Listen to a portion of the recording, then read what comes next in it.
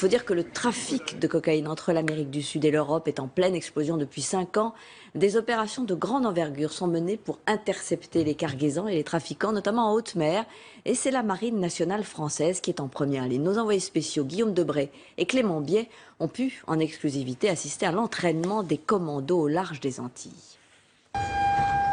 Poste de combat Narcos, poste de combat Narcos. Les équipes de mise sur les drapeaux à leur poste. C'est l'une des missions les moins connues de la Marine nationale, traquer les narcotrafiquants. Un navire rempli de cocaïne vient d'être repéré. L'équipage de cette frégate est immédiatement alerté. Harpoon de Léopard, Ocarina, 3-0. Intercepter les trafiquants en pleine mer est une opération à risque. Un hélicoptère de combat décolle, à son bord, 2 tireurs d'élite. Au même moment, minutieusement, ce commando se prépare. Son objectif, saisir la cargaison de cocaïne. Tinoco avec le FAMAS, ce qui est important, c'est que tu chopes l'embarcation plus vite.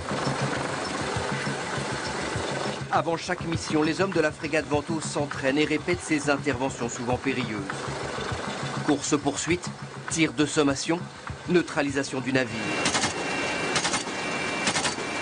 Le jeu de rôle est grandeur nature.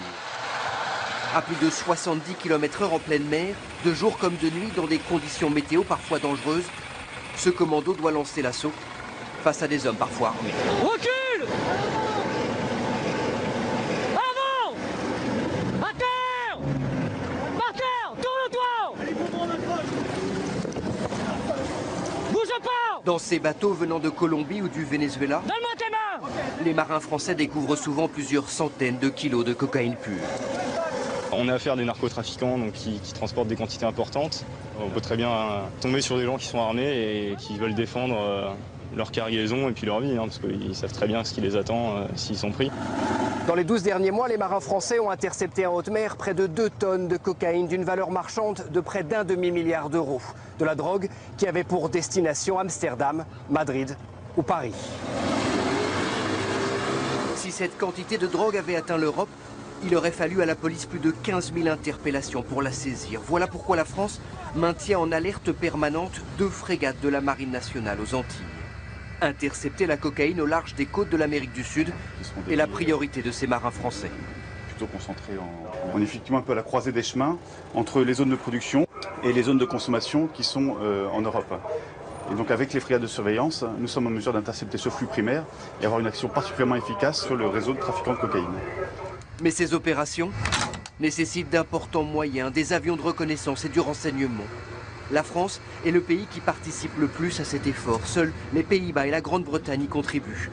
Le reste de l'Europe est totalement absent. C'est pourtant bien la destination de ce gigantesque trafic de cocaïne. Pour assurer une permanence sur zone, H24, il faudrait beaucoup de moyens. Et si l'Europe peut contribuer davantage à ces moyens, eh bien forcément ce serait bienvenu. En attendant des renforts, les marins du Ventose vont continuer leur traque. Chaque année, près de 160 tonnes de cocaïne quittent l'Amérique du Sud à destination de l'Europe.